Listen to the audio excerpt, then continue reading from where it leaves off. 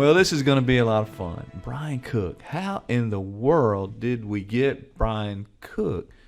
Robin, who's our engineer, she's shaking her head. I'm shaking my head. I have no idea, but we got him. He is here, and he's live. Robin, he's right here with us. She's excited.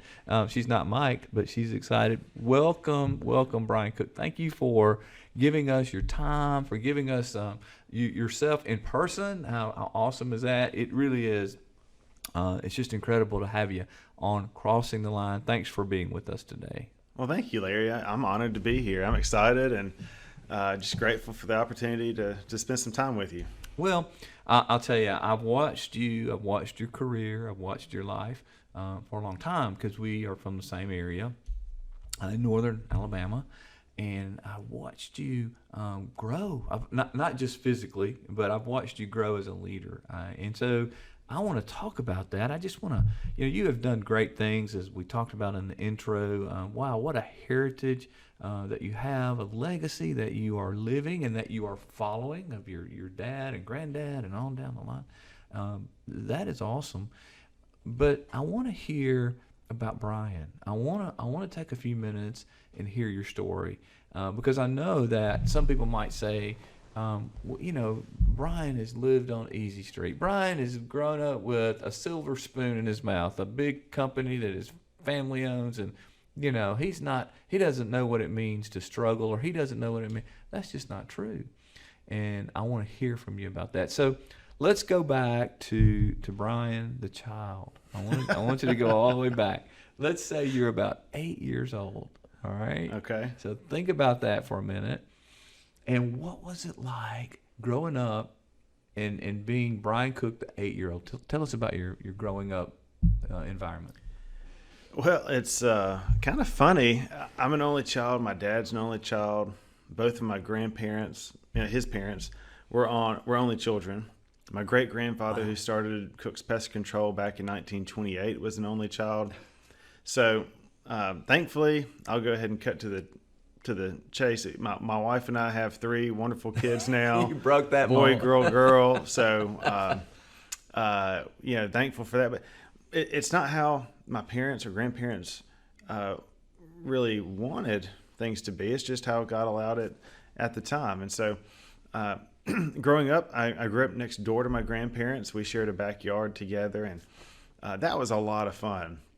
I was able to really have a close relationship with them, not only just, fun grandparent relationship, which we absolutely did, but I saw them actively involved in our church, in the community, and definitely in the business. And, they would take me along with them to an office if they were going to refurbish. They were going to hang new pictures on the walls, and they had gone personally to pick out a print for somebody. And so that was really special because I caught from them a passion for getting up and being proactive and doing meaningful work. And what I learned is it's not necessarily what they're doing that is so special, like framing prints for somebody's office, but it's why they were doing it in the first place. They just genuinely, sincerely cared about people and making a meaningful difference in people's lives. And so as an 8-year-old, I feel like I was just uniquely positioned to soak all that in. Now, my parents led in that too, so I don't mean to diminish them. Right. But there's it was just a special relationship, especially with my grandfather. Yeah. That one-on-one. You look at somebody and you think, well, as a kid, as an 8-year-old Brian, you think everybody's old. 27 is old, right? So, right.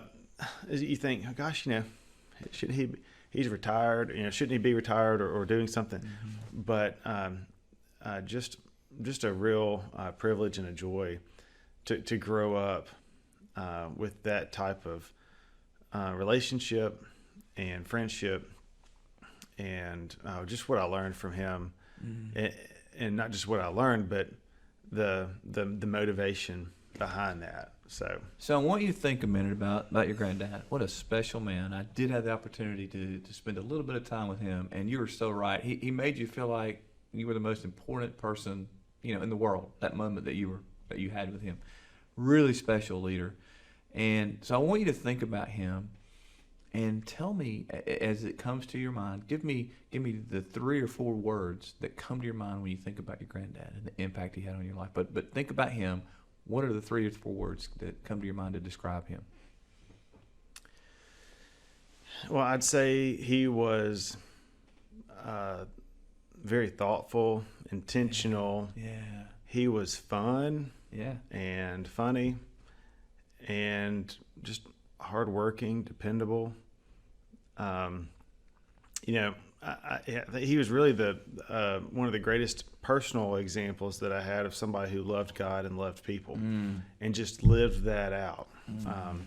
Didn't have a lot of hobbies. He said, golf takes too long. I'll play tennis and play doubles, and we'll get some fellowship in, and we'll get a good workout and get back to it. And so he played tennis. He did. How about that? That's awesome. But I love what you said. That dependable, intentional, that who he was and what he passed down to you that you are using now in your leadership. But it all started back with your granddad and that special relationship. So I have to ask you this though: did you get your sense of humor from him? Yeah, I must have. Yeah, that's awesome. It gets you in trouble every once in a while, right? I know it does. It does. It does me anyway. All right, so you're invested in by your grandparents. You're growing up. You're watching them. You're learning. I love that word, meaningful. What they engage in those meaningful things, meaningful tasks that they got because of their love for God and for people. Mm-hmm. Amazing. That's beautiful. So you go and continue on your journey. Now let's go up to middle school, high school. Who's Brian? Who is Brian Cook in middle school and high school? Well, I enjoyed a little bit of sports, and I was encouraged to learn how to play the guitar around the 8th or 9th grade from a friend who was helping lead worship at church. And so that was just a good opportunity to help step up and fill a role that needed to be filled at the time with just the worship ministry. Mm-hmm. And all that with the youth. I was already there, early helping set up, and I was just always around and involved. And so, I think seeing my family step up as leaders and serving in different ways, being involved. My grandmother was involved in the missions committee for, many years, and my grandfather in other ways. There was just kind of an embracing of, hey, I just need to step up and fill a role, be proactive and be helpful. And so, looking at my high school years, my parents, my grandparents, they said, you need to think about your career and your future. You need to pray about it and seek God's will for your life in this, that don't just assume that it's Cook's Pest Control. Don't do it for any other reason, but other than, find out what is your purpose here. And so that was freeing to know that there really is no pressure. This is not my story. It's not their story. It's God's story of what he wants to do. And it may be this, may be something else. And so I really took that to heart in high school, and I had a real strong peace and confidence going off to college that Cook's Pest Control was going to be a significant part of my life that God had for me, and I just saw it as a stewardship responsibility there, and the opportunity to make a meaningful difference in people's lives, both in the organization and then with those that we serve and through the community. So, and there's that word again, meaningful difference. I love that, a meaningful difference in someone's life, and that resonates obviously with us because of who we are at Eagle with our vision to make a difference. But I love that word, meaningful. So you found that purpose. You're kind of driving that. Now, do you still? I have to ask this. Do you still play the guitar?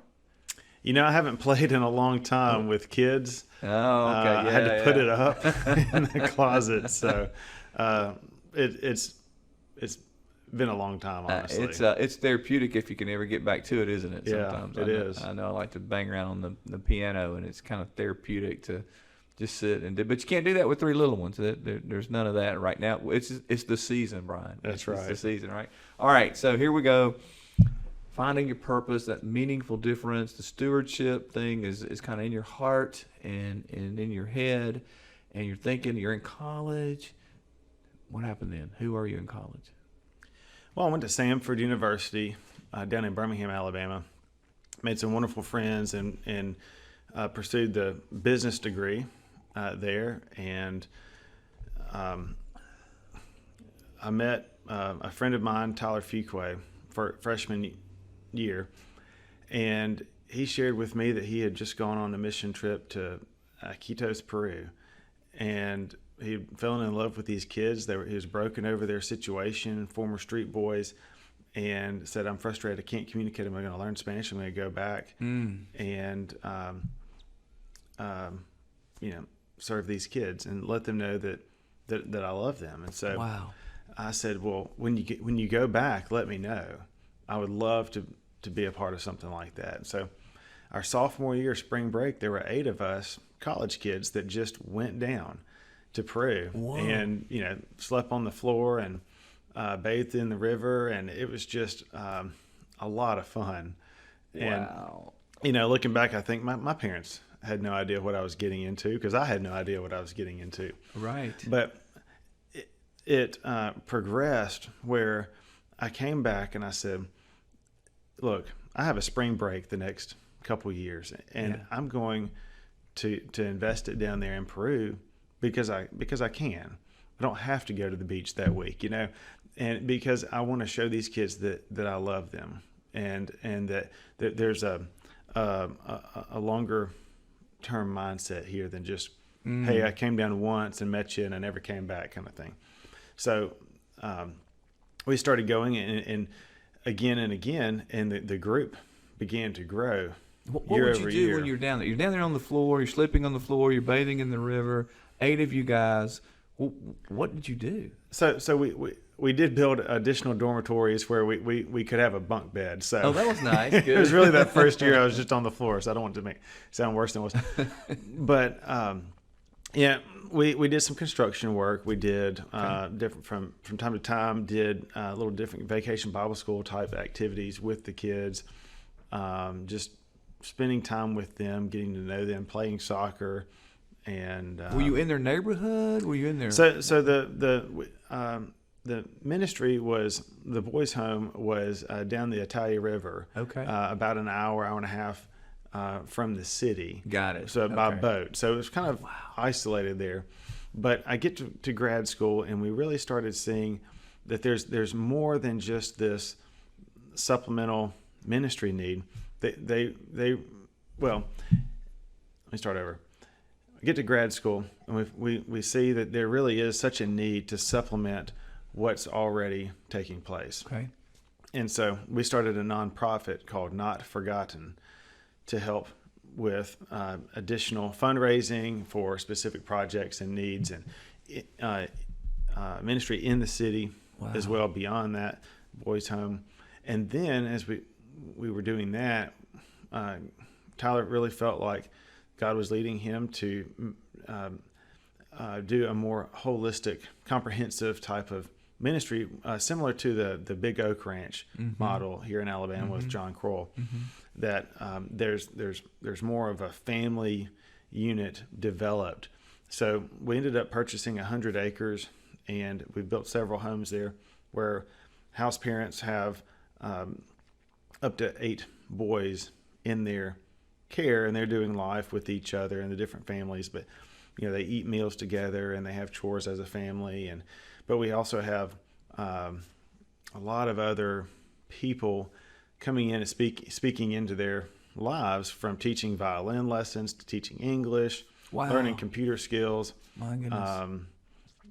agriculture. It's just a whole lot of opportunities. There's I have psychologists that come in and help work with the kids. So it's just been amazing to see that ministry thrive. Right.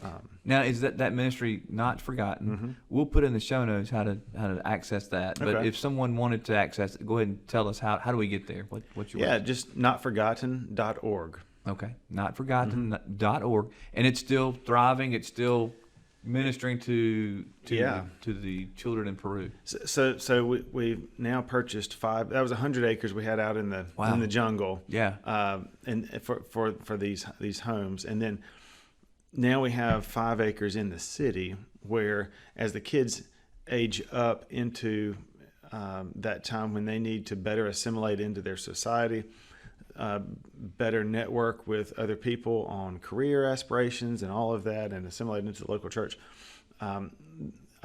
we can move that family to that city center. Wow. To do that, so they're not so isolated as they need to be as they're younger and earlier on in their progression. So you're still very actively involved in this ministry.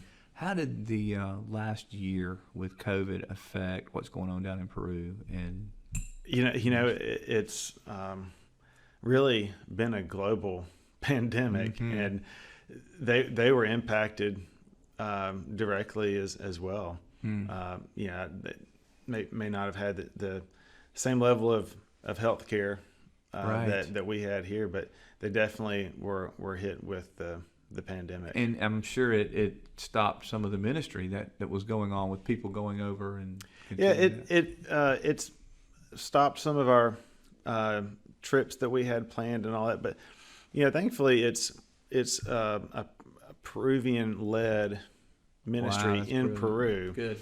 And so families didn't stop being families. They continued on. And so the ministry was able to continue to thrive during this past year. So you are teaching them how to fish. That's what you did. And how long have you been investing in this ministry now? The first trip was probably 2004. My goodness. Look at that. And look at that legacy. And yet it continues to grow and to thrive. How in the world did you have that vision? What did it look like back in 2004 or 2003? What was in your head? Did you ever envision this? No, I really didn't. My friend Tyler, I mentioned, he's his career was in the medical profession, and so he's a doctor in Birmingham, and so this was just a passion that he had for these kids, and it really has been an iteration of doing the next right thing and taking the next step forward. And I see that across the board in my life, that we just need to be faithful with the time, the talents, the treasure, the resources, the relationships that we have right now. And it's God's story. I'm just happy to be a part of it. Wow. I love that servant leadership attitude, Brian. That is amazing. But I also know that after God, your passion is your family. And we've got to talk about where you met that bride. So let's say that we're coming on through, you're out of grad school, I guess. And now talk to us about, where did you meet Leslie? Yeah, so I had finished up my MBA at Alabama and moved back to Decatur to get involved in the family business.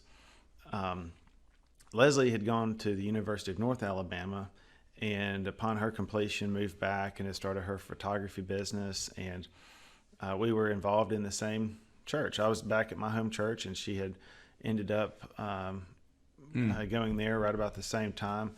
And so we became friends for a good long while, and then finally decided to pursue seeing if there was a romantic interest as well. And so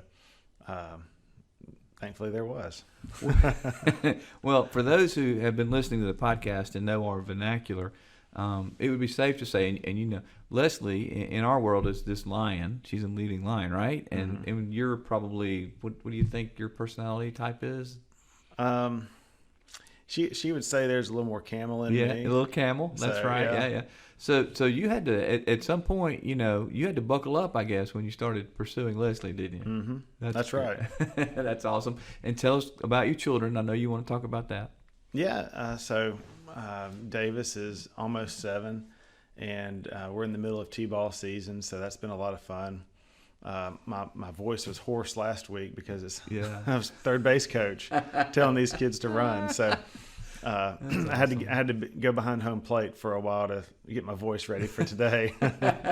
But awesome. It's a lot of fun. And then Nora, she'll be 6 in June, and she's just a lot of fun, full of life and energy and doing gymnastics. And then Kate is our fun little monkey. She's 3.5 and just so sweet and a little goofy. So she keeps us laughing. She's got a little monkey in her, maybe, huh? That's right. I love that. All right, so let's talk just a little bit about your leadership in terms of what you're doing now in leading this huge organization, and stepped into that role as a very young man to take those reins. It's got to be a bit intimidating, but not because of you don't think you can do it, but just as that responsibility that has been afforded you. Talk about that a little bit in your role and what you're doing now.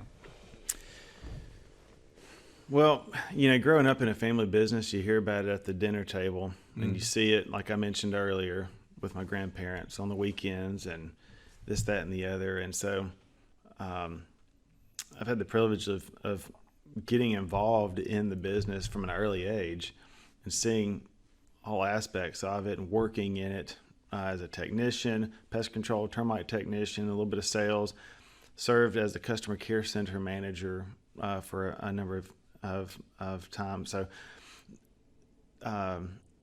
it's just been kind of a progression up through more the admin side of the business, whereas we had many people who were skilled with the entomology and the technical side. So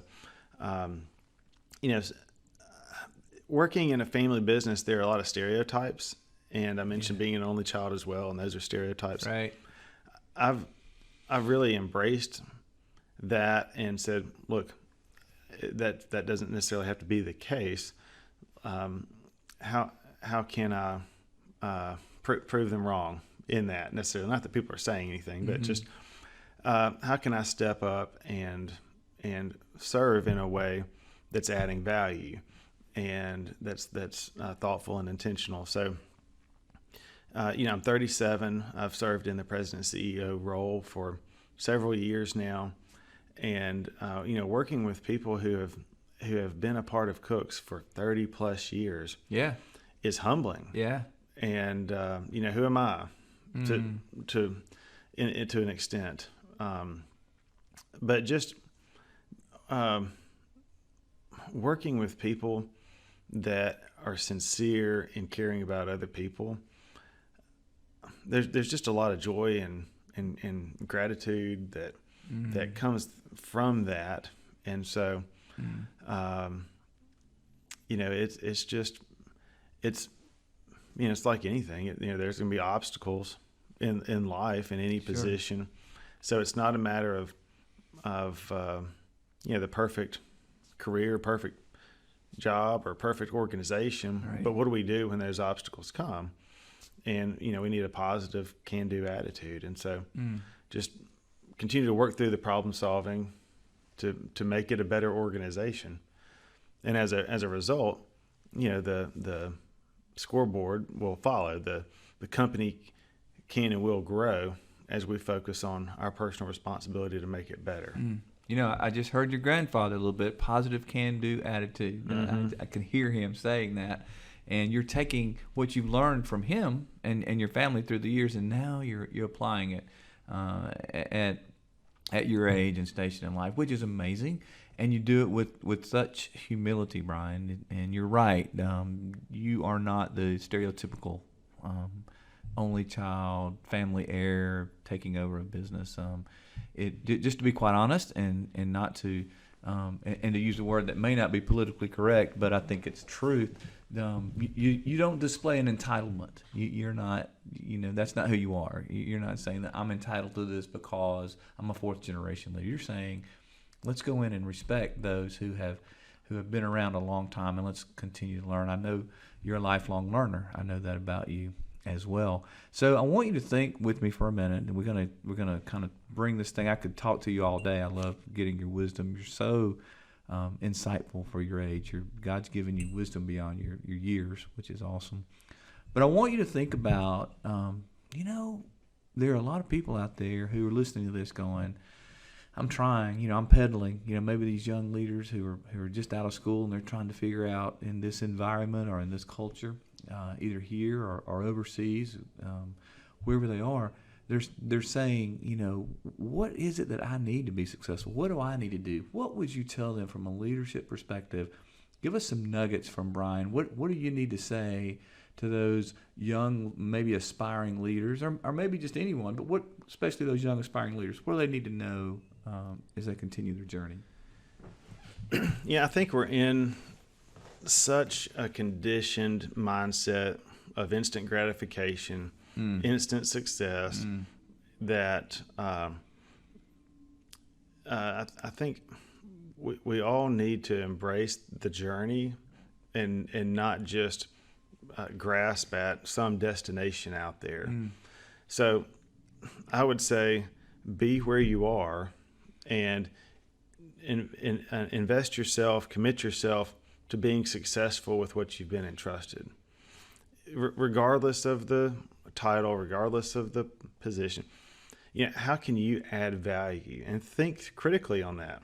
Love it. Not beyond. Okay, let's take care of what we've been entrusted, but then beyond that, look for opportunities to be helpful. And as you do that, also, make your aspirations known to others in leadership that could help maybe come alongside and be kind of a career coach or a career agent for you to let you know of opportunities, to be a reference and that sort of thing. But so that they kind of know where you're wanting to go with things. And you may not fully know that, but I think embracing that idea of being committed and not just job hopping around, but putting your wheels down where they can gain traction to propel you forward. And, just let doing the next right thing lead to where it should go. I love it. Such wisdom and such truth, and I totally agree with what you said. And man, think about that. If these aspiring leaders could surround themselves with that mentor, that coach to help, just like you have done, and just like you started at 8 years old listening to your grandfather, right? And then continue to this day with men and women who have been around longer than you. And you said, "Who am I?" I love that, Brian. That's just such insight and wisdom. So last thing. Here you are at 37. And I want you to think about your grandfather, his legacy, kind of what that meant to you. And when you get there, as your children are growing up, and you, let's say you're now into your 70s, whatever, at the end of it, what do you want your legacy? What kind of legacy do you want to leave for those behind you? What do you think? I really want my kids to know that I loved God and I loved people.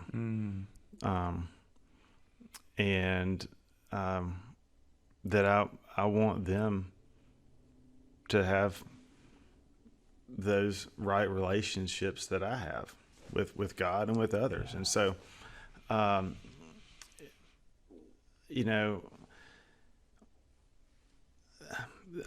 see the theme of stewardship, regardless of, inheriting a business or not, the idea that we are given time, talents, treasure, resources, our brain, everything, and there's a long-term accountability for that. And so, what are we going to do with our days, so that we're not here for ourselves, but we're here for others. And so I want them to see life as it's not about them, but it's about investing themselves meaningfully in others, and for their good and for God's glory. And so, whatever that is, whatever that looks like, whether they're a stay-at-home mother or father, whether they're involved in the family business or not, it doesn't matter. But are they being faithful with what God's called them specifically to be? Wow, so many nuggets there. I hope you were writing that down. You might want to go back and rewind this thing, because Brian just really gave us some incredible nuggets about living your legacy. This is what I know, Brian Cook. We need more Brian Cooks in our culture today. We need more Brian Cooks in leadership today. We need more of that insight and humility that you have lived, that you are living. So thank you. Thanks for sharing that with us. Thank you for being here, and thank you for crossing that line of leading not only with your head but with your heart, and understanding how to do both incredibly well. It's been an honor to have you today. Thank you. Well, thank you, Larry.